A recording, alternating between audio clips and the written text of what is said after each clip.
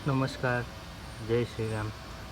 તમારા ઘરમાં ફુદીનો ઉગાડેલો હોય તો તમે અવારનવાર વાપરી શકો, જેમ કે ચટણી બનાવવામાં, પાણીપુરીમાં, દરેક રીતે. અને ફુદીનો સ્વભાવમાં ઠંડો એટલે એના ઘણા ફાયદા છે.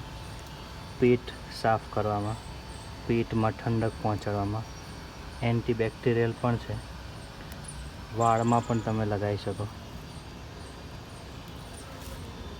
અને ઘણા બધા એના ફાયદા છે. તો તમે ઘરગથ્થુ ઉગાડીને ઉપચાર કરી શકો. જ્યાં ભીનું હોય ત્યાં ફુદીનાની 10-12 દાંડીઓ તમે નાખી દો એટલે એ ઉગી જાય.